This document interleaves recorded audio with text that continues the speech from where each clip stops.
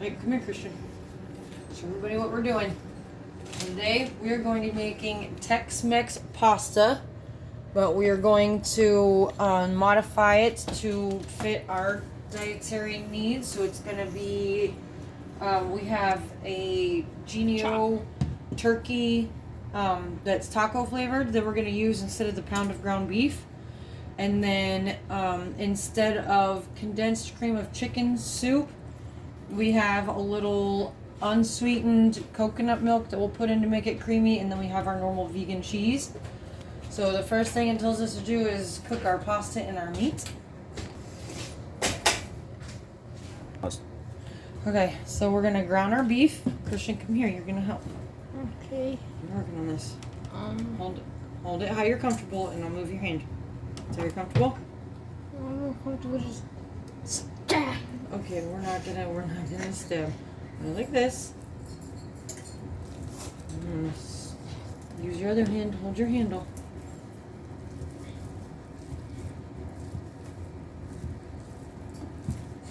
Okay.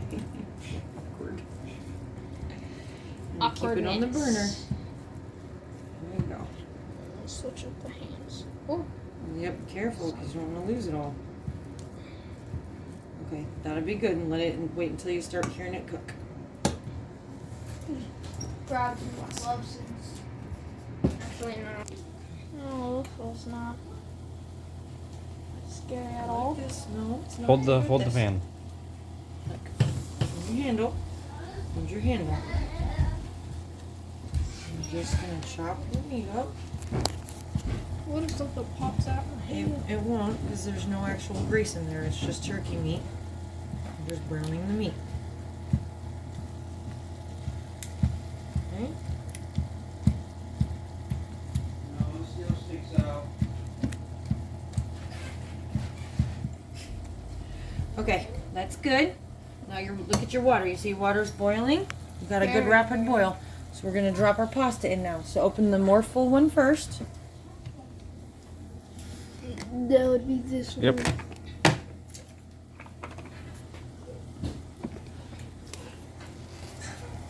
You want to drop it in? Okay, so you can watch it. Yep. Drop it in there. Good job. Okay, now get the other one and you'll put about half of that one in there. So we can just Grab the other one. Let that air open.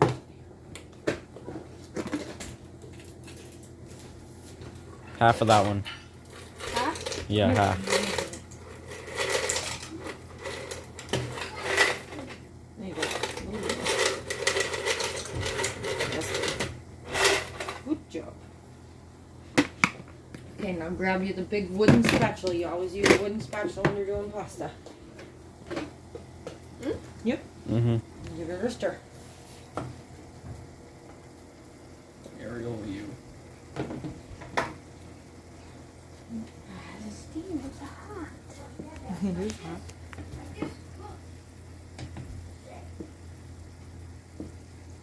Can you hold the side of that one? No, he doesn't need to. It'll stay put. Okay, now let it set in there. Leave the spatula in there. It helps keep it from bubbling over. That's why you use a wooden I spoon. thought you lay it on the side. Okay, so again, we got our idea out of this cookbook here. Make sure we give them the credit. And it's this Tex-Mex pasta. We do have to adjust some things and add some things for our family's needs. So we have, it called for 16 ounces of salsa. So we add that in with the meat. That in there. Which is probably why Christian added this recipe. It does not call for any beans in it, but we are going to add some black beans. So we have added protein and a little bit more color and texture. I don't like those beans. We can't have dairy, so we usually use something like this whenever a recipe calls for a heavy cream or a condensed soup, because it's going to be thick and creamy and it doesn't taste funky like soy milk does. We found that soy milk makes our recipes less than enjoyable. It is, however, very thick and it separates. So if you buy it and you see this, don't freak out. It's completely normal. As it warms, it becomes milk. It's okay, I promise. It's totally normal, totally okay. I actually threw a can of it away before because I thought it was bad. And then I realized, nope, I'm silly. It's fine. Alright. And then, of course, we have our favorite brand. We've tried a lot of paint-based cheeses. Most of them do not melt at all, and some of them taste really funky. This one, when added with liquid, sometimes actually gets a little bit cheesy and resembles cheese the most. So, yeah, Walmart, this is the one that we always use. At least if I can get my hands on it. Second best is the Aldi brand. Mix that all in there. Now, Christian, if you want to trade that spatula out for a scoopy spoon. Where did I put it? In the sink. Start stirring that up, but make sure not to spill it out of the pan, okay? So nice slow stirs. Sugar pasta. Ooh. Turn your spoon like this, okay? Like this, wrap your thumb around, okay? And like this. Okay.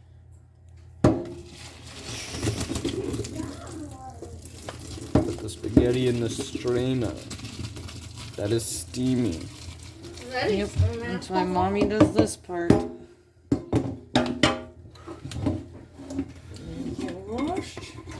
Back in the Noodles in here. Alright, I'm going to combine and mix before we put into the oven.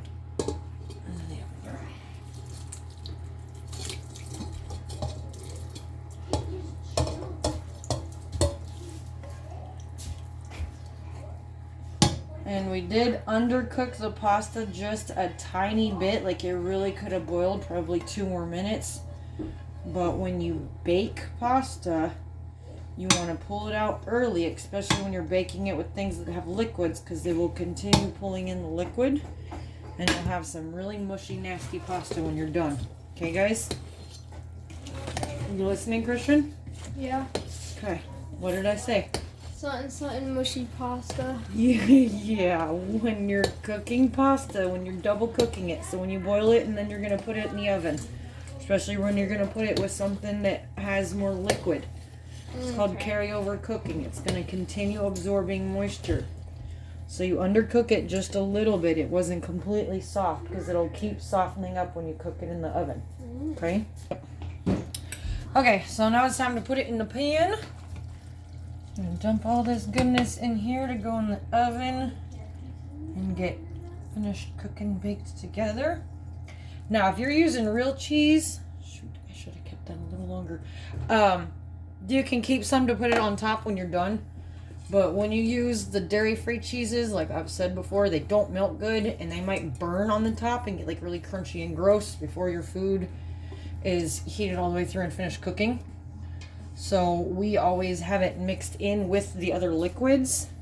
That way we don't have a crunchy, nasty layer on top. So we will simply heat it in the oven just as this. But again, if you're using regular cheese, go ahead and sprinkle some more goodness on top of there so it'll be nice and cheesy and yummy.